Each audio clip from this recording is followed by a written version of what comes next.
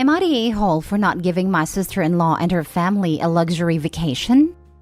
I travel a lot for work, so I have so many hotel and airline points it is crazy.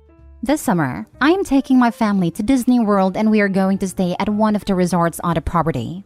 My sister-in-law and her family had a hard time during the pandemic, so I decided to do something nice and invite them along. My treat. I said I would pay for their flights, hotel, and park tickets.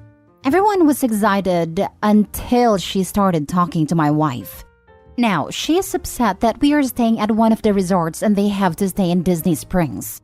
Apparently, I am being cheap by using points for their hotel, instead of just paying for them to stay at the same resort as us. My wife told her sister and brother-in-law to STFU and accept the gift, but they didn't. They told my in-laws that I was making their kids jealous by not letting them enjoy the same stuff as us. To be clear, the hotel I booked for them is very nice. It's just not the Grand Floridian. So I finally talked to them and gave them the choice of accepting my gift or not coming, since I could still cancel the reservations. They started yelling at me for being an a-hole and taking something away from their children. I had talked to them like adults, but when they started screaming, their kids heard them and found out that they might not be going. Now their kids are angry at their parents for possibly messing up their vacation, and now I'm the bigger a-hole for making them look bad in front of their kids. Am I the a-hole? Let me get this straight. You're gifting them airline tickets, park tickets, and a nice hotel, and they demand more?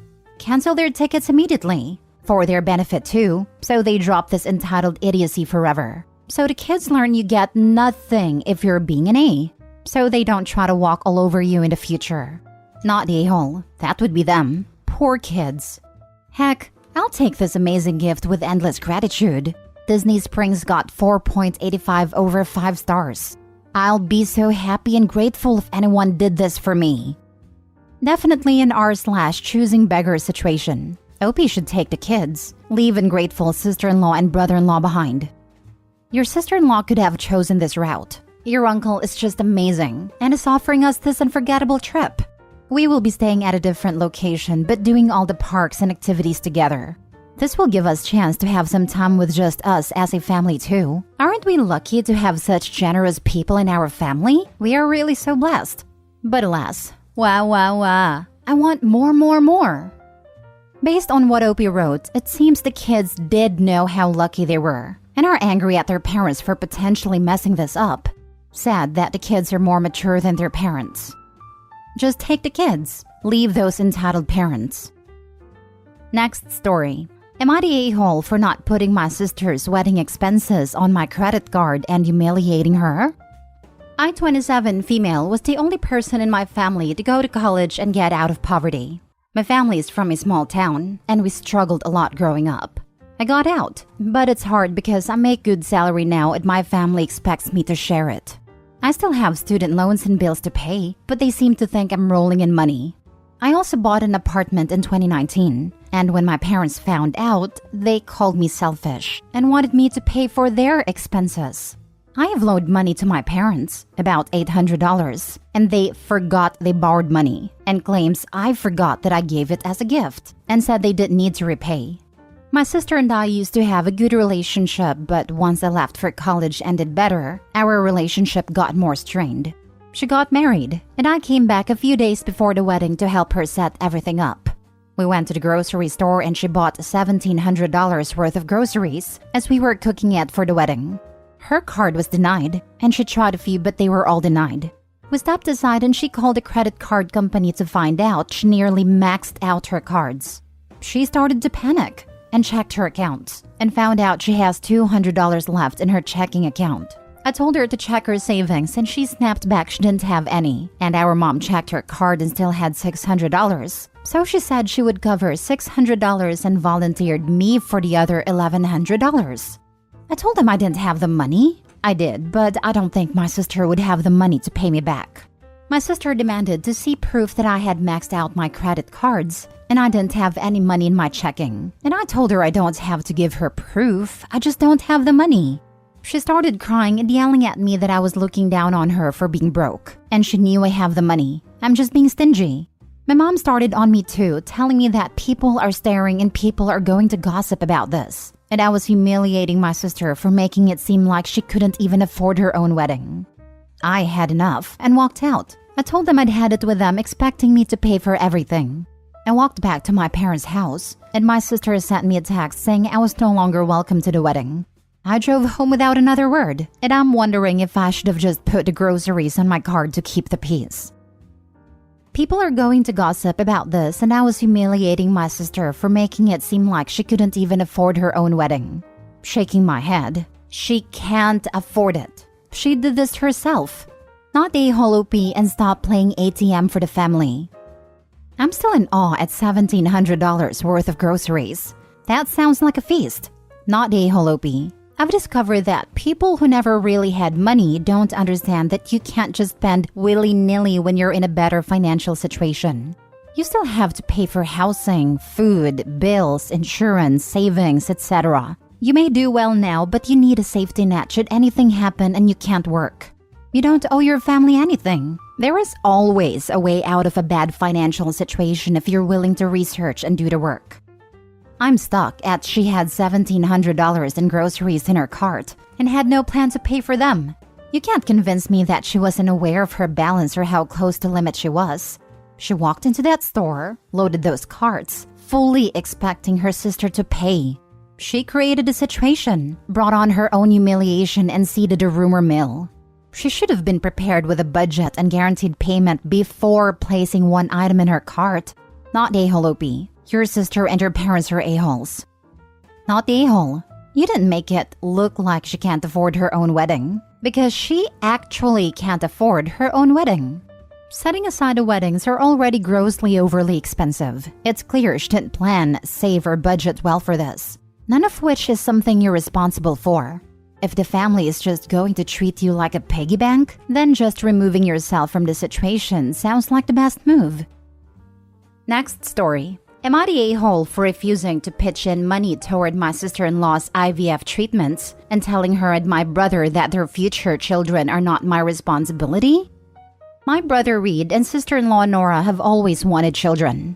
However, they are unable to conceive naturally. Nora had multiple ovarian cysts and eventually needed to have both her ovaries removed as a teenager.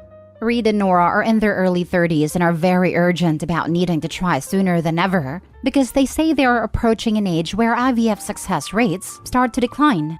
Because of Nora's past medical issues, I am told that she will need extra care and her round of treatments will be especially expensive, a little over $27,000. Reed and Nora already have $9,000 set aside in savings for IVF treatments. They've raised $1,000 from friends. The rest of the family is pitching in smaller amounts as well. My mother is giving $2,000. Nora's sister Lauren is giving $1,000. And her parents are giving $4,000, which leaves about $10,000 left. Their insurance will not help to cover it because they don't consider it a medically necessary procedure. Reed and Nora have also had difficulty qualifying for an IVF loan as they have poor credit. So now Reed and Nora are asking me to help because according to the loan advisor, I am allowed to take out the loan on Reed and Nora's behalf. $10,000 is a huge ask for me. And the fact that Reed and Nora have poor credits shows they already don't have a good track record of paying back loans. When I questioned why they didn't ask Lauren, they claimed they couldn't because she isn't single and childless like I am. They see it as me not having any dependents. My mother and parents-in-law don't have a lot of savings, and their early mentioned donations were already a huge gift for them. It takes a long time to correct a bad credit score, and it makes things much more difficult. And as harsh as it is to say, I don't want to take out thousands of dollars in a loan for a procedure that has a good chance of not even working.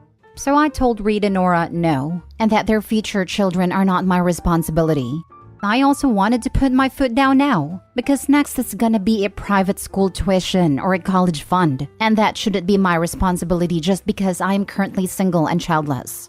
Nora was obviously disappointed but told me she respected my choice. Reed was angry. He told me that he would remember this for when I am ever in a time of need, so that I will know how it feels to have family turn their back on me.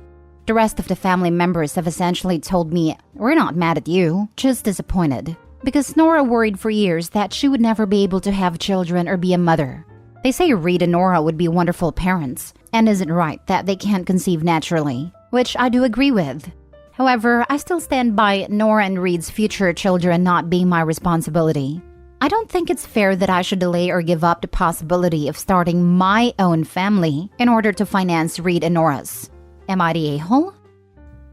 Now for the comments. Not the a-hole. And as a mom, I wonder if they can afford having a child if they can't even take a 10K loan. I agree, but this is a bad take. It's not the same spending 27K in a single instance of treatment than spending the same amount over a year or two. I don't have 10K right now, nor can I take a loan for that amount, but my salary would be more than enough to sustain me and a child and even save a little over time. It's not a bad take, because you can qualify for the hypothetical loan, and this couple cannot. If they don't have $10 for the procedure and their credit is too poor to qualify for the loan, they can't afford a child. Yeah, it's not a bad take, especially for the first few years of the child's life where basically one parent is crippled if you're middle class or below, taking care of the child and not earning. Not to mention they're already struggling to keep their finances up without children. Not the a-hole. Oh hell no, you are not the a-hole. That is not your responsibility. I'm sorry they're struggling, but common sense would beg the question, if they cannot afford IVF, how could they afford a child? The treatment may not even be successful. In addition, being single and childless/child-free doesn't mean you don't have your own obligations and causes to which you'd want your money to go. Best of luck to you. Also, being single and childless/child-free doesn't mean brother/sister-in-law are entitled to OP financing their dream. It's a shame for anyone who wants children to have to deal with not being able to have them, but that doesn't mean OP is obligated to fund this procedure. If anyone, it should be her parents scraping the rest together to help their daughter. I'd hate to think the family is making this about OP having a snooty child-free attitude, or OP enforcing their convictions onto others.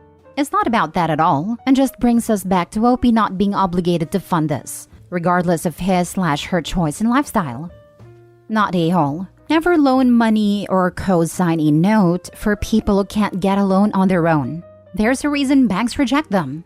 It's astounding to me that people are so brazen that you should put your financial stability at risk just because they want you to.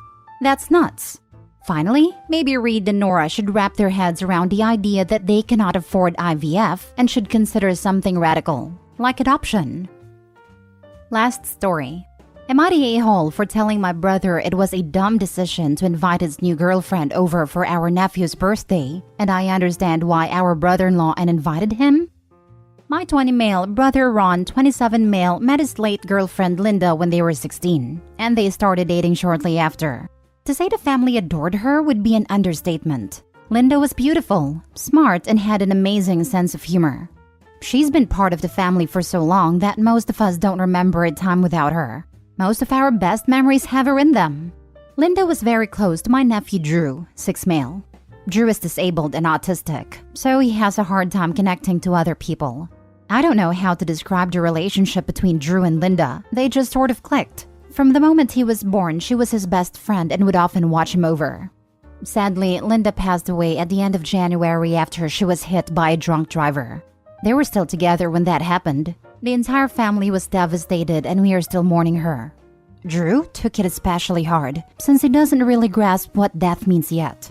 He constantly asks where Linda is and when she'll be coming back, sometimes going as far as having full-blown meltdowns because he misses her so much. He is currently attending therapy to learn how to process his grief, but it's a slow progress. Drew's birthday is in 2 weeks, and my sister and brother-in-law sent out invitations to everyone in the family asking who can come. Birthdays are a big deal in our family and are usually an over-the-top event with catering, so it's necessary to confirm the number of guests. Apparently, Ron wrote that he'll come with Gia, a new girlfriend he is hoping to introduce to the family. And now most of the family is angry at him for moving on so quickly. I personally think it's none of my business, and I'm not going to tell him what to do or how to live his life. However, bringing a new partner over to his nephew's birthday when he knows how said nephew is so attached to his ex and is still mourning her is idiotic at best, and cruel at worst. Brother-in-law told Ron that if he's planning on bringing that girl over for Drew's birthday, he shouldn't bother coming at all. Ron called me to complain, And I told him the same thing. He shouldn't bring her over. Ron called me an a-hole and a bad brother. He said that he's finally happy again after Linda's death. And why is it so hard for us to accept that he moved on and support his relationship? I told him I'm happy to hear he's doing well, and I'm sure the family would someday love to meet the girl that makes him so happy. But I'm standing by my opinion that inviting her now was a dumb decision on his part. And he chose the worst possible time and place to introduce someone new to the family. Not the a-hole. An autistic kid's birthday is really not the time to be introducing new people, particularly when the kid in question hasn't even processed that Linda is gone yet. Also, Linda passed away 4 months ago, and he is already ready to introduce a new girlfriend? Well, your brother sure moved on fast. Who knows how anyone would behave when a close loved one dies? Poor bloke is probably in pieces and looking for some sort of comfort from a new relationship and his family. Not saying it's the right time to introduce her, but Christ, have some compassion for the poor man. His long-term partner died not long ago. Surely this is the time for families to be there for each other. People cope however they can. This is something I'd call a rebound. Sometimes rebounds are necessary if you can't take it anymore and need distraction, but that's just me. Had a beloved friend pass suddenly, and her husband was destroyed. Also went into a new relationship within 3 months. It didn't end well. Then had a series of back-to-back. That didn't end well. He was looking for comfort, and this was the only way he thought he could get it. It's been a long time, almost 20 years, and is finally alone for a bit. He still goes to her grave, at least weekly, and has a beer with her. There were side eyes, but I always understood. He honestly hasn't gotten over it. He just didn't know what to do, so he kept trying to replace her. Figured out that he couldn't, and began to process it. Not a-hole. I don't think your brother should be punished for finding happiness with someone new, and shouldn't be held to your family's timetable for grief. But Drew's birthday is the wrong time to introduce her to the family, given how young Drew is and how attached he was to Linda. Regardless, the autistic nephew's birthday is not the place for this.